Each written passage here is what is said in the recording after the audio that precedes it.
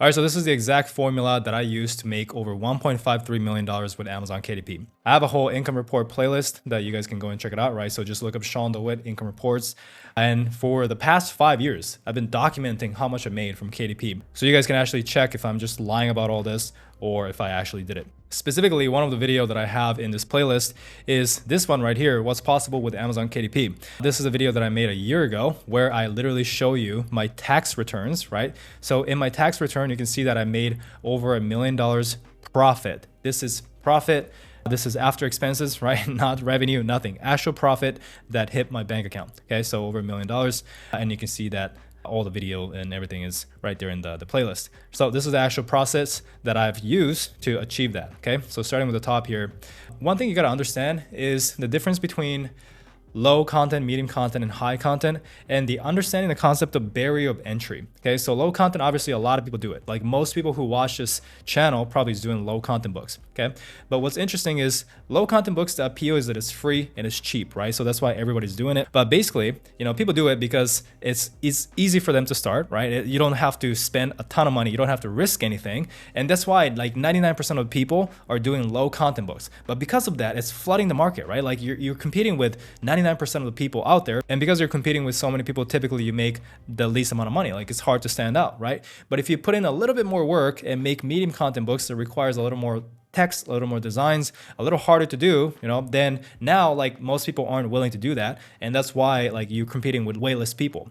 Okay. And if you do high content, these are like nonfiction, fiction books, like full length, 150 pages, right? Like most people aren't willing to do that because it requires more time, or if you outsource it to somebody, it takes more money, right? So that is the thing about barrier of entry is like, just because something is easy to do doesn't mean it's good, right? Just because something is hard to do doesn't mean it's bad. In this case, high content is something that, you know, it's much harder to do than low content or medium content, but because people aren't willing to do it, you will be competing with way less people. And with high content, you can price your book higher, you can do like audiobooks and stuff. And so, you know, typically you make more money, okay? Not always, right? You can do really well with low content, but a lot of times with high content, you can do really well too, okay? So that is what I started with. I started from high content in the beginning, but you know, what I recommend if you're low on a budget, you just start with low content, but then you just move up as you make more money. Just start outsourcing it, start building a team, and then move up to high content. That should be your goal, or at least like a high content, low content, if that makes sense. Like, you know, there are different books out there that you can do that, right?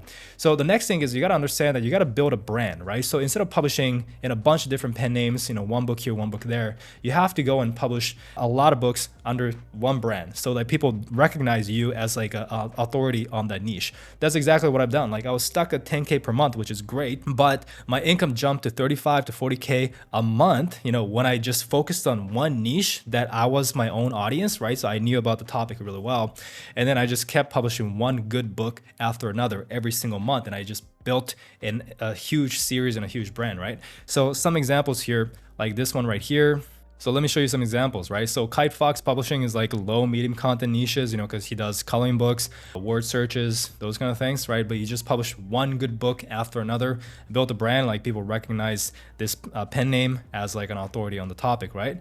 And then we have children's books like Alicia Ortego. If you want to do children's books, you can definitely do that. But this is, you know, just she built a brand, right? So, you know, positivity is my superpower and whatnot. But basically just publish one good book after another. You need a collection of book under the pen name. So same as this one, this is a high content example, right? So Damon Zahariadis published books on productivity. So he built a whole collection of productivity books under his name. He's not over here just jumping around different books and stuff like that. He's hyper focused on just serving the productivity audience, okay? So that is what I've done as well. And then from here, essentially, this is what you want to do. So this is like the big picture, how your business should look like. There's so many different ways to build publishing, but you know, at the end of the day, you're trying to build this so you have more freedom. Like you're trying to quit your job and then have more passive income, right? You don't want to replace your 9 to 5 with just another job because you built your publishing business in a way that it's so busy and it's like you have to constantly micromanage everything. You know, people do that, right? Building their own website, doing that. You don't have to do any of that, okay? So all you got to do is this. So first, you got to determine your traffic sources, whether that's Amazon ads, whether that's SEO, so organic Amazon traffic, whether that's social media, promo sites, right? Perma-free books. We talked about perma-free book in my course, right? If you're in the course. But anyways, whatever the traffic source is, you get people into buying one of your book, okay? And then they really, really like it because it's a good book. Then they're like, oh my God, I love this book. I wonder if this author has another book. So then they go and look at your other book. They go book number 2, they like it. So they buy book number 3, book number 4. At this point, they're buying all the other books, at once maybe. But basically, you have multiple books that you can sell to that same person, okay? So that is how you make more money from the same customer, because you don't just have one book, you have, multiple books, right? So that they can buy. And this is just the beginning, because from here, right, you can get people into your email list. So you collect your email, and from here you can, pitch people back into your books, right? So that you can, sell more books. But on top of that, now that you have their information, now that you have their email, you can go and pitch other products. Like, I've shown you in other videos where people are pitching apps, people are pitching like some kind of board game or, like a physical product, right? You can even do affiliate products if you don't want to make your own product. You can even do courses. Some people do consulting. Like if you have a productivity brand, like what's stopping him from selling consulting services to like business professionals or whoever, right? Who want to pay a couple $1,000 just to sit down and speak to him, which they already recognize him as an expert on productivity, right? So people are willing to pay thousands of dollars just to sit down and talk. And he's collecting email, addresses, so he can totally pitch that and make a lot of money, right? Same as Alicia Ortega. Like, I don't know what she can pitch because she's kind of like children's books, but she can probably do something like a board game, teaching kids, how to learn positivity, but in a different medium, like not just books, but in a board game or card game or something like that, right? Kite Fox Publishing, I don't know, like I've shown you Coloring Book Cafe, which is another pen name that has a course on how to color books better or how to improve your coloring skills. So technically there is a course idea for literally everything, but that is what you can do to make even more money, right? So this is a very, very simple setup. Like a lot of people say, oh, you got to make a website, go direct, well, you have to do this, you got to do that. No, this is like literally one traffic source, right? You can start off with just SEO or ads or promo sites or, social media, or you can start expanding into doing all of them, but just start with one, right? Master it, and then build out your product catalog, get people into your email list, and then pitch them more product. And that is it, right? And then once in a while, you can put your book into a Kindle countdown deal, and then you do even more promotion to boost your book up once again. But that is the simplest setup, because once again, we're trying to do this to be free. You build a business in a way that you can achieve freedom, or you can build a business in a way that, your life is miserable. You're working on it all the time because you've made it so complicated, right? And then it just sucks. Like you're making money, but it sucks. Okay, we don't want to do that. Okay, so you need a process. So next is exactly that. So let's talk about the team. So obviously, if you're good at writing, you can write the book yourself. If you're good at cover design, you can design the cover yourself. But I'm not really good at any of those things, right? Like English is my second language. And plus, like I rather pay somebody else to do the work better than me doing it myself. Okay, so I was okay with paying a little bit. For you, if you don't want to pay, you just do it yourself. Either way, that's fine. Make sure that the book is good though. If you're doing it yourself and the book sucks, you probably shouldn't do that. You should probably outsource it to somebody else.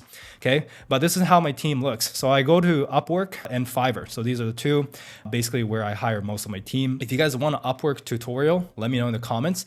But I have 2 writers. Even though I only focus on one pen name, I have 2 writers. So, I basically just give them a general idea of like what to include to make the stories and everything we use congruent, but they go and, write books simultaneously. If you're working with one writer at a time, it's hard to stick to one book a month schedule if you're doing high content. This all depends though. Like if you're doing medium content, low content books, then you can obviously do a lot faster than one book a month, right? So I have that set up right here on Upwork, communication and payment all on Upwork. And then I also have 2 cover designers on Upwork and Fiverr. So if I'm doing like, sometimes I do low content, sometimes I do medium content too. And if I do that, often order from Fiverr for those covers, testing it out, right? Finding someone that's cheaper, but still good quality. But most of the time I use Upwork. 99 Designs is a good one too. So I guess like instead of Fiverr, I use Upwork and 99 Designs, but I spend between 115 to $200 per cover. Okay. But I didn't start with that. Like I started off just using Fiverr, $5. And then, once I started making more money, I I reinvest it into a better cover designer, right?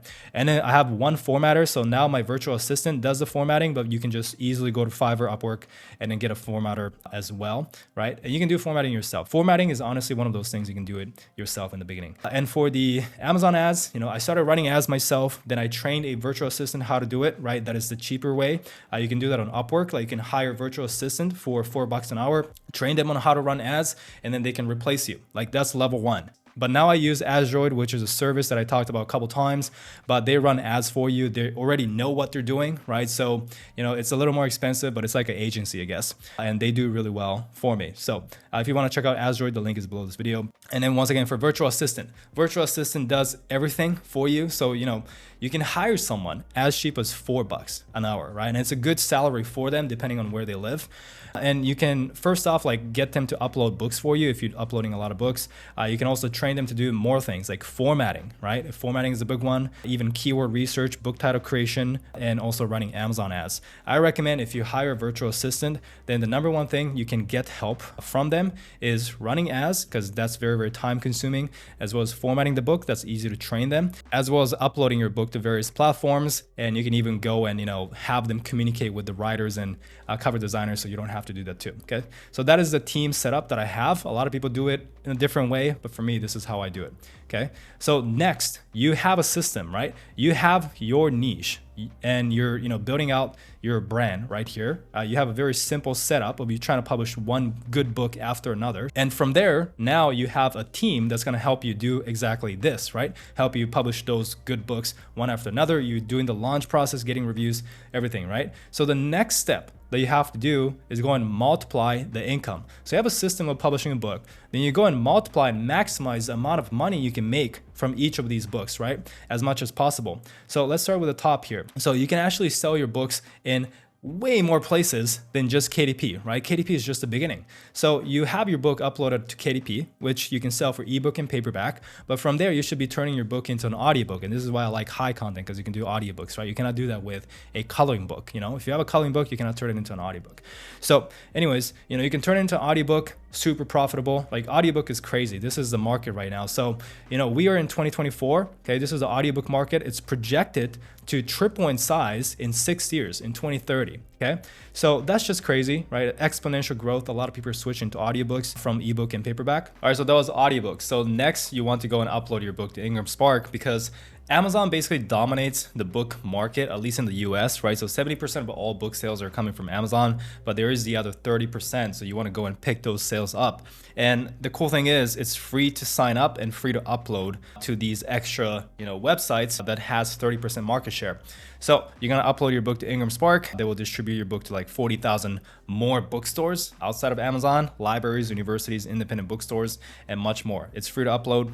So you want to go and do that. Same as draft to digital, right? So this draft to digital is for ebook, and you don't want to do this immediately. You want to wait a little bit, wait a couple months, see how your book is selling on Amazon first, but then you can go and do that after. Same as Google Play. So Google Play is like Google's bookstore. They're trying to compete with Amazon, so they have that. And then Findaway Voices is once your book has an audiobook version, it's like draft to digital for audiobooks, right? So you take your audiobook, upload it there. Or if you cannot even do Audible, just because Audible is only open for US, UK, Canada, and Ireland. So if you're not from those countries, you want to go straight to Findaway Voices, upload your audiobooks there. Okay. So the next one is you can create bundles. So bundles are like free books. You can just put together 2, 3 or more of your books and then sell it as a new book, right? And I talked about bundles. If you want a full tutorial on bundle, let me know. But basically, it's a free book you can create, right? Which is awesome because you're not paying for anything and it sells better. So bundles is another one, and you want to go and translate your book. This is the craziest part about translations. Let me give you some examples here. So this book is a audiobook, right? That's selling $100 a day. So that's $3,000 a month just from the English audiobook version, not even counting the ebook, not counting the paperback sales. This is just audiobook, okay? $3K a month. Now, just by translating to Spanish, it's doing another $49 a day, which is basically $1,500 a month, right? Just by one simple translation. And once again, guys, this is for audiobook, not counting the ebook, not counting the paperback, right? So it's just insane what's possible with translations and just like multiplying your income, right? This is just one language, Spanish. Imagine if you do this for German, French, Italian, Portuguese. Like Amazon is expanding. Amazon is still growing and going into different countries, and more customers will start buying from Amazon, right? It's not going anywhere, so the market is just expanding. So you can tap into that. If you already have your asset, which is your book, as an English version, you can translate and reach so much more, right? So I have plenty of, books that I translated to Spanish that's doing well. Spanish obviously is the number one that you want to start with. And then German is also really, really good. And then French and Italian, I haven't tested yet, but those are the next ones. I know people who succeed and do well publishing French books. I got friends who just publish French books full time, right? And because that's their language. And then I have friends that publish just Italian books. So I know that it's possible. I just haven't done it. I just do Spanish and German at the moment. And then I'm planning to expand from there. Okay, so basically the point is you already have your book, which is your asset. Okay, so why not tap in to so much more, right? A lot of people stop here. I don't understand why. I think most people just don't know that it's possible to do so much more, right? So like 99% of the people stop here, but you can actually turn one book into 7+ income streams. 1, 2, 3, 4, 5, right? You can do a lot more. And the crazy thing is the bundle and the translation that you make can go through the exact same step that we just went through of multiplying. So Audible, Ingram Spark, like you can upload your bundle and translations to Draft Digital again, Google Play again, Final Voices. So like technically, you can just expand like crazy, right? You have one book and then you do 7+ income streams, but then you can take that translated book and go through this income stream again. So it's just insane what you can do. But then this is how you make sure that you're not missing out on any sales, right? You're just maximizing as much as possible. Obviously, most of the sales will come from Amazon, but why not tap into 100% of the market share rather than 70%, right? So that's what we're doing. So now we just finished the process, the team, multiply, and the final step, okay? So like you don't have to do this, it's optional, but it's very, very powerful, and that is to sell your business. So why do you want to do this? Well, basically, or let me actually explain what's the potential with this. So if you have a publishing business, you can sell your business for an average of 30 to 40x of how much you're making per month. Okay, so as an example, these are actual businesses that are selling on this website called Empire Flippers, right? There's a link in my description, by the way, where you can see how much you can sell your business for. So there's like a free valuation tool that they have. If you guys want to check it out, I'll leave a link once again, or I already have it in the description, so check it out. But basically, this is an example business. It's a real business, right? That's selling right now. It's doing 2K a month profit, and it has a 34x multiple. So once again, your average multiple is between 30 to 40x, and the multiple really depends on how well your business is set up. If you have a good business, you will get a higher multiple. Okay, so like I got a 40x multiple, which is pretty good because I had a brand and everything. So this is determined by Empire Flippers, like they'll give you a multiple. But anyways, the point is, if you times 2,000, which is a net profit, to the multiple, this is how much you can sell the business for. So 2,000 times 34 is $68,000, right? So this business is selling for $68,000. It's crazy. Like you can sell, you're only making 2K a month, and you can sell it for 68K. Like this one right here is doing $3,760 a month profit at 40x multiple. It's selling for $150,000. Like imagine that, right? Selling a business for 150K. It's just mind blowing, Like the fact that you make not even 4K and you can sell it for 150K is just insane. So like the multiple for a Amazon KDP business is often higher than most other businesses. Like if you're doing software, the software multiple is probably better. But besides that, it's pretty high, like what you get from KDP. So another example is this one. This is basically $7,800 a month, right? Net profit at 39x multiple. It's selling for $304,000. So I was doing like 22, 23K profit or something consistently a month. And so, I initially got a valuation of $1 million, right? Because my multiple was really, really high. And the thing is, if you have an account that's too big, that's not good too. Because like the sweet spot is if you can sell it for between 100 to 500,000, because there are buyers out there. But if you start getting closer to $1 million, there are not a lot of buyers, out there who can actually afford it. So I had a tough time selling it. Eventually I had to like bring it down to 820K, which kind of sucks. And this was a couple of years ago. If I know what I know now, I probably wouldn't have sold it for at this price, because my business is still generating 20, 30K a month profit. So like, if I would have just kept it, I would have made this much, right? But it was my first account I didn't know. And so I did it. But the cool thing is, after you sold it, it does not mean that you have to you can never publish again, right? You can just go back and publish and start this process all over again, right? So you can just, a lot of people keep flipping their business, and why would you want to do that, right? So the big question is, why not just keep your account and keep making monthly passive income rather than selling it? So it's up to you on what you want to do and what your goal is. But the benefit of selling is you get money, like you get 3 to 4 years worth of what you would have made up front, right? So let's say you want to build a new business, or let's say you know how to invest your money in stocks, real estate, crypto. You see an opportunity, right, outside of KDP, and you need cash upfront fast.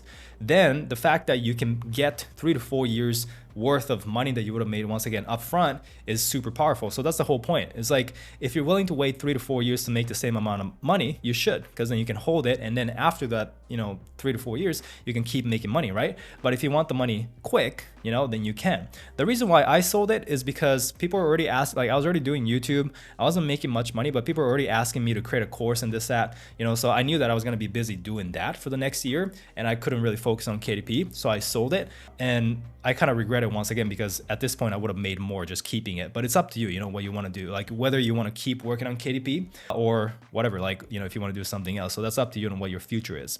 But once again, guys, so you sell it, and then you just go and repeat it, right? So this is my new KDP account. Now I'm doing something different, where with this KDP account I was pretty much doing this full time, building it. Now I basically have a team in this process, so I'm just letting them build it, and I'm spending like 30 minutes a week, right? So now it's back to like 10, 20K a month. This is from KDP, it's doing like 10 to 15K a month, right?